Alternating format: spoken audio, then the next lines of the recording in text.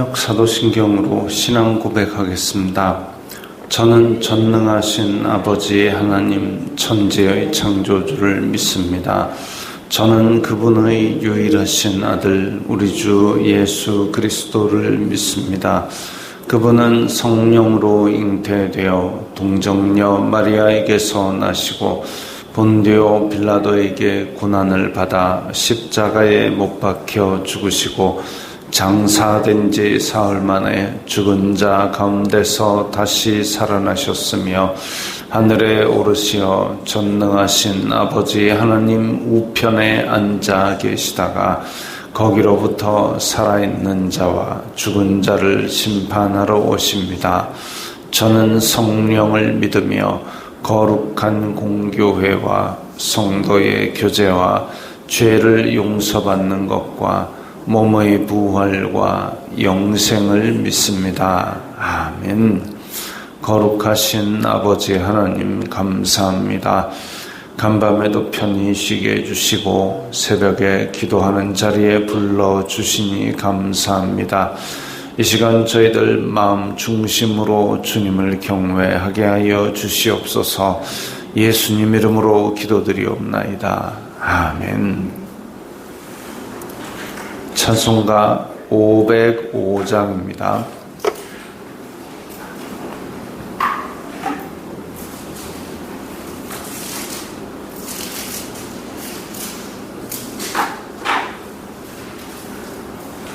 찬송가 505장입니다.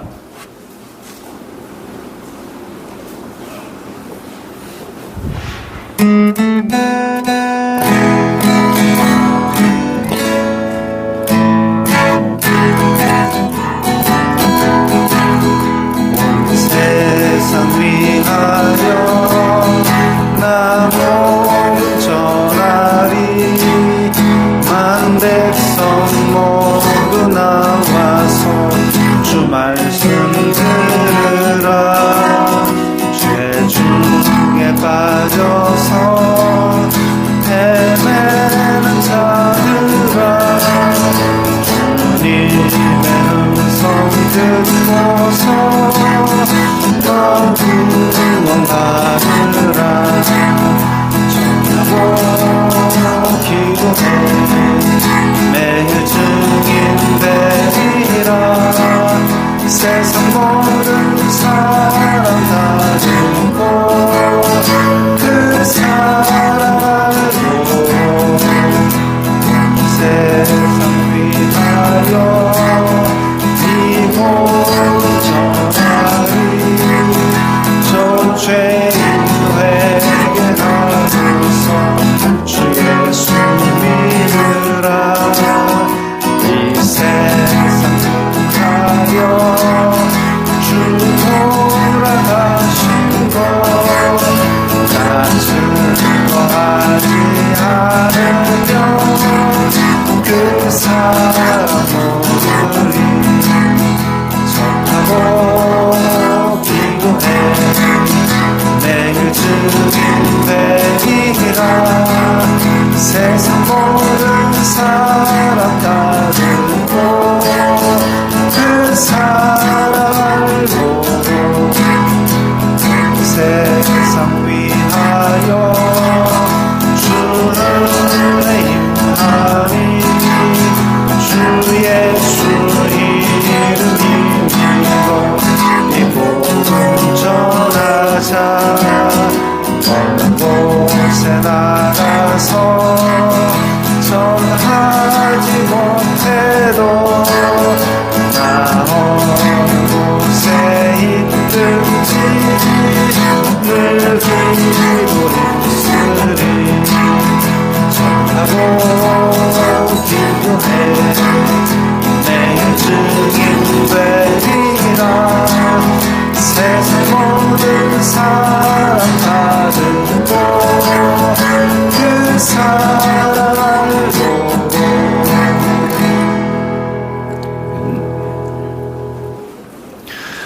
오늘 말씀은 예레미야 38장 1절부터 13절까지의 말씀입니다.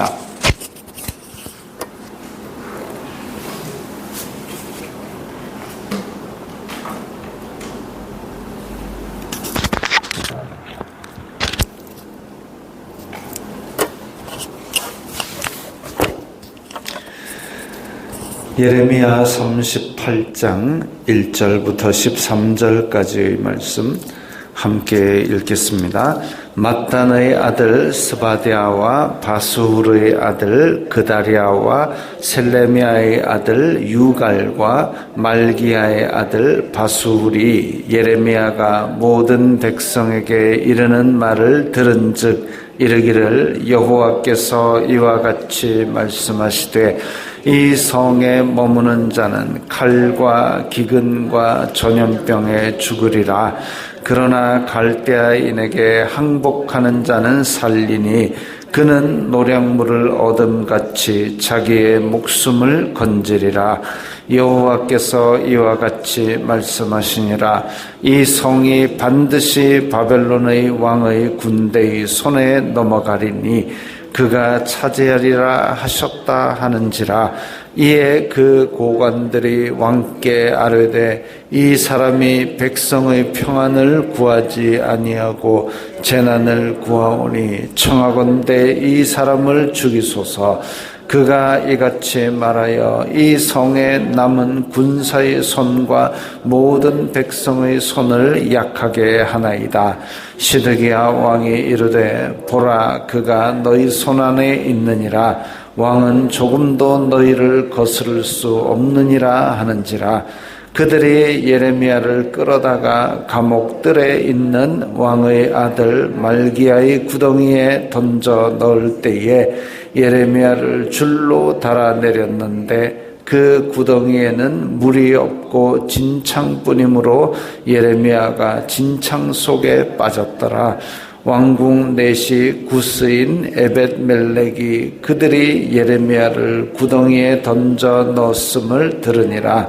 그때에 왕이 베냐민 문에 앉았더니 에벳멜렉이 왕궁에서 나와 왕께 아뢰어 이르되 내 주 왕이여 저 사람들이 선지자 예레미야에게 행한 모든 일은 악하나이다. 성중에 떡이 떨어졌거늘 그들이 그를 구덩이에 던져 넣었으니 그가 거기에서 굶어 죽으리이다 하니 왕이 구스 사람 에벳멜렉에게 명령하여 이르되 너는 여기서 30명을 데리고 가서 선지자 예레미야가 죽기 전에 그를 구덩이에서 끌어내라.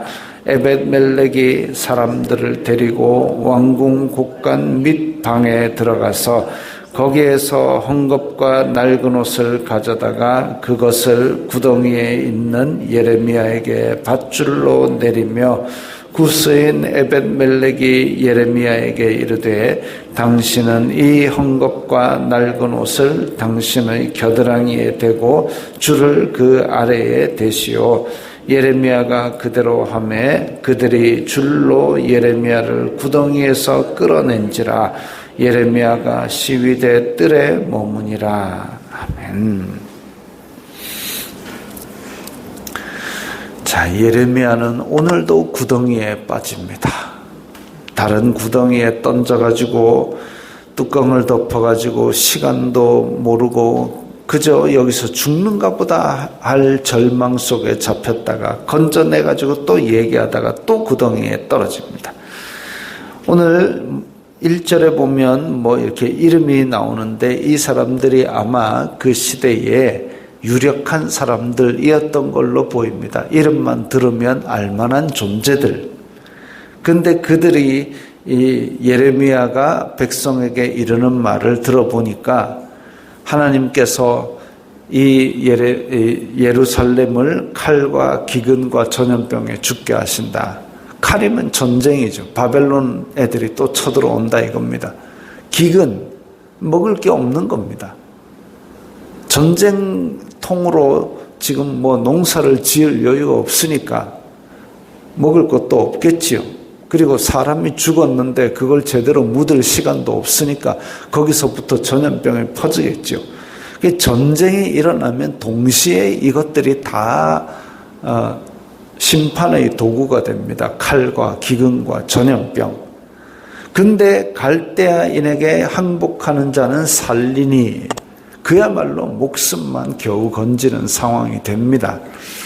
사실 고대 전쟁에서는 요즘 전쟁이야 뭐 폭탄이 한번 팡 터지면 뭐 그냥 신분에 관계없이 다 죽습니다만은 옛날 전쟁은 그게 사람을 죽이려고 하는 전쟁이라기보다는 영토를 차지하고 그 영토는 곧 백성들과 세금과 그리고 농산물 이런 것들이기 때문에 그렇게 항복하는 사람까지 다 죽이는 경우는 극히 드문 일입니다. 그래서 항복하면 산다라는 얘기는 하나님께서 바벨론 사람들의 침공으로서 이 예루살렘을 멸하시기로 작정하셨기 때문에 목숨 건지고 싶으면 항복하라 이거죠. 그게 하나님께서 예루살렘에 대한 심판을 돌이키지 않으시겠다. 심지어는 다 쳐서 부상병만 하나 남아도 그 부상병을 통해서 예루살렘을 다 불질러 버리겠다. 이렇게 강하게 선포하셨습니다. 그래서 너희들이 그래도 살고 싶으면 항복하라라는 말씀은 뭐냐 하면 하나님께서 목숨을 부지할 길은 주셨다 이거지요. 심판이 선포되었을 때 목숨을 부지한 길은 주셨다. 그래서 하나님 말씀을 듣고 항복하면 목숨은 건진다. 근데 건지는 목적은 뭐냐? 회개하고 하나님께 돌아오는 길입니다. 그래서 심판이 완전히 선포되어서 완전히 지금 예루살렘이 멸망하더라도 목숨 건져가지고 하나님께로 돌아오라고 얘기를 하시는데 아직 쳐들어오지 않았으면 이 심판의 말씀을 놓고라도 하나님께 회개하면 살 길이 있었을 텐데 오히려 이 말씀을 전한 예레미야를 붙들어가지고 왕 앞에 데려가가지고 4절에 보면 이 사람이 백성의 평안을 구하지 아니하고 재난을 구합니다. 이 사람을 죽이소서. 첫 번째 평안을 구하지 아니하고 재난을 구한다 그랬습니다. 예레미야가 재난을 구했습니까? 아니죠. 하나님께로 돌아오라 그러지 않으면 큰일 난다 이 얘기를 한 거지 재난을 구한 게 아닙니다. 근데 이 사람들이 그게 기분 나쁜 이유가 뭐냐 하면 사기가 떨어진다 이거죠. 이 성에 남은 군사의 손과 모든 백성의 손을 약하게 하나이다. 사기 가지고 전쟁하는 거 아닙니다. 무기로 전쟁하고 군인으로 전쟁하고 그 군인들에게 밥을 먹이는 보급로로 전쟁을 합니다. 근데 그 군인들에게 승리를 주시는 하나님도 없고 군인도 없고 무기도 없고 밥도 없고 그런데 자존심만 남아가지고 사기 떨어진다고 사기 가지고 그 뭐 하겠습니까? 그야말로 백성들 듣기에 귀를 간지럽히는 좋다 복받는다 이 말씀 안 한다 기분 나쁘다 예레미야 죽여주세요 이 얘기입니다. 진실보다 귀를 간지럽히는 그런 얘기를 듣기 원하는 것이죠. 진실은 있어야 됩니다. 진실은 있어야 됩니다.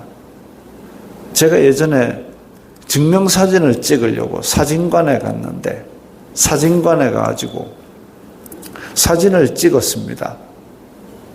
증명사진이니까 공식적인 자리에 어디 제출하는 거잖아요. 어디 취직을 한다거나 어디 내야 되는데 사진 좀 봅시다 하니까 이건 찍은 건 보여드릴 수 없습니다 이래요.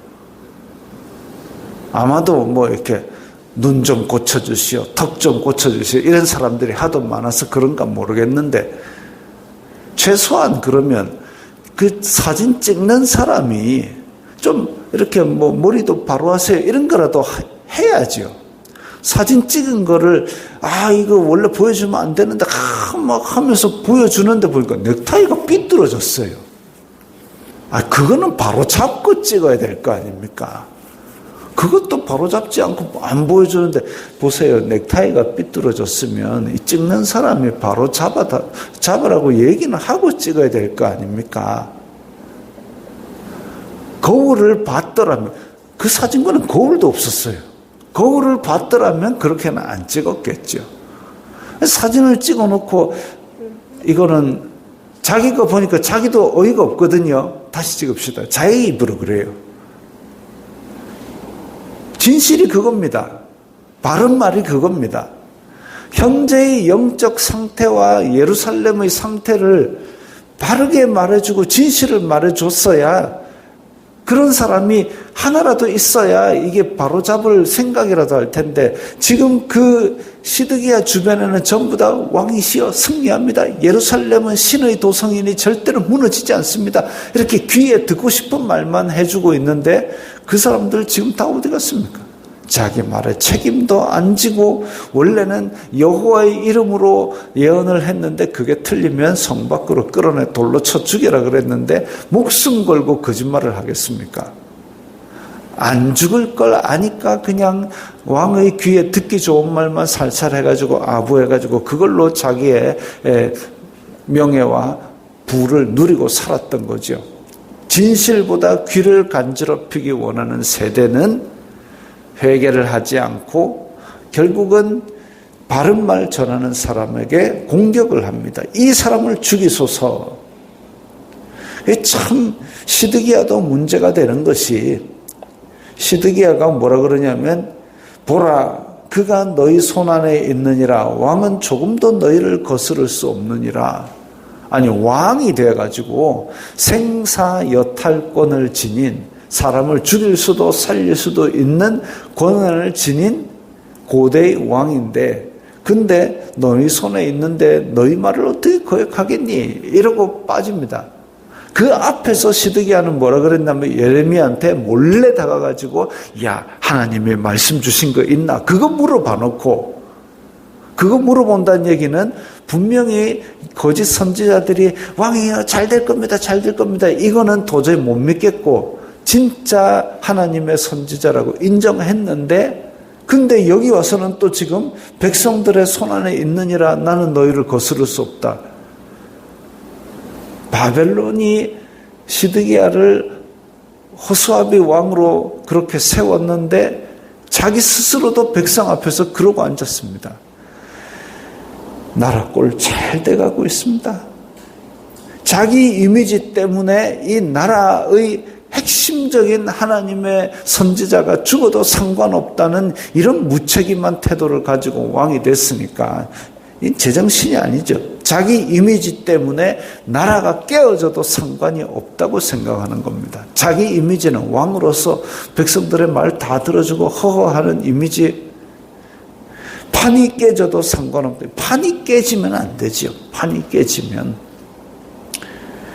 이 참 최근에 무슨 자기 아이를 수능 1등급을 맞춰주기 위해서 엄마들이 수능을 응시해가지고 바닥을 깔아줘가지고 이 수능 등급을 올리겠다, 이런 얘기를 한 부모들이 있습니다.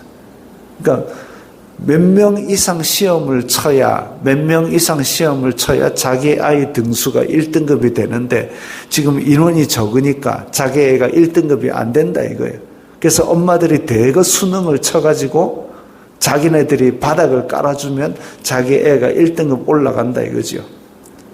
아주 현명하죠. 그래, 공부 못하는 애가 1등급 받아가지고 의대 가가지고 의사가 됐습니다. 자기 엄마 아빠 치료나 제대로 할지 모르겠습니다만은, 그렇게 해가지고 판을 깨놓으면 그 판은 누가 감당해요? 이게 판이 한번 깨어져 버리면 이건 회복시키기가 장구한 세월이 걸립니다.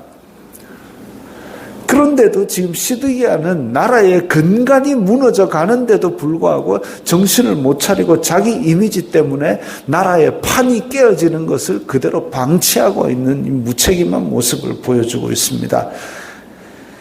그러면 예레미야와 이 하나님을 믿는 백성들은 이대로 절망해야 되느냐? 하나님께서 또 예레미야, 이 구덩이에 다시 빠진 예레미야에게 왕궁 내시, 그것도 유다 민족이 아니라 구스인, 이제 에티오피아에서 올라온 사람, 에벳멜렉이라는 사람을 준비하셔서, 왕이시여, 지금 예레미야가 이렇게 한 거 악한 일입니다. 이거 바로 잡아야 됩니다. 직언하는 신하가 있습니다. 하나님께서 남은 자를 예비하사 예레미야, 하나님의 말씀을 전하는 사람을 살려주시는 거죠. 고난은 당하나 고난이 없을 수는 없으나 그 고난 가운데서도 능히 피할 길을 내시는 하나님의 손길인 겁니다. 그래서 10절에 보면 죽기 전에 그를 구덩이에서 끌어내라, 살려내는 겁니다. 그 다음에 13절에 보면 구덩이에서 끌어냈다 하더라도 완전 자유를 누린 것이 아니라 시위대 뜰에 머무니라, 여전히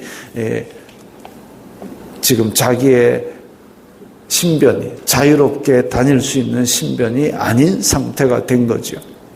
하나님의 말씀을 제대로 전하고 하나님의 뜻대로 살려고 하는 자는 이 세상의 권세 잡은 자에 의해서 미움을 받게 돼 있습니다. 예수님께서 말씀하셨습니다. 너희들 세상에서 내 이름으로 사람들이 미워하리라. 이유 없이 그냥 미워합니다. 이유 없이 시기하고 이유 없이 질투하고. 근데 그럴 때에 저 사람을 미워하고 저 사람에게 복수하고 그게 저 일이 아닙니다. 우리에게 맡겨진 일은 내가 얼마나 하나님의 뜻대로 살아가느냐. 하나님께서는 거기에 관심이 있는 것이죠. 원수 갚는 것은 내게 있으니 내게 맡겨라. 너는 내가 원하는 거 하면 된다. 그게 하나님께서 우리에게 원하시는 일입니다. 그래서 예레미야를 건져내고, 그리고 예레미야는 이 시위대 뜰에 있는 상태로 나중에 이제 바벨론으로 잡혀갈 때까지 이런 상태로 계속 잡혀 있게 됩니다. 참 안타까운 일이지만 세상은 이렇게 어리석게 하나님 믿는 자들을 공격하고 미워하고 시기하고 질투하고 짓밟으려고 애쓰고 짬만 나면 우리를 그렇게 괴롭힙니다. 사도 바울도 그러했고 다른 모든 사도들도 그러했고 우리의 신앙의 선배들도 다 그러했습니다.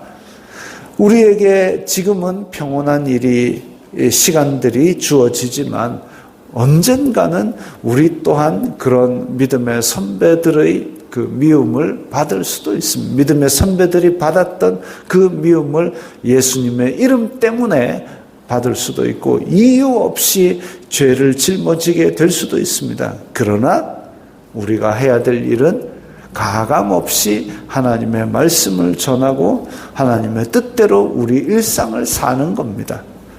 그것이 우리에게 주어진 하나님의 뜻이고 하나님의 나라인 줄 믿습니다.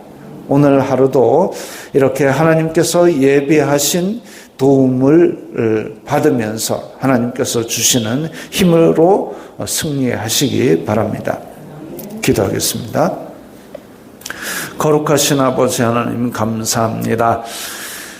이 세상 권세 잡은 자들은 저희들을 괴롭히고 미워하고 누르려고 하지만 저희들이 견고한 진을 파는 강력한 힘인 성령의 능력으로 말미암아 그 모든 일을 승리하고 주님의 뜻대로 살아가게 하여 주시옵소서. 예수님 이름으로 기도드리옵나이다. 아멘.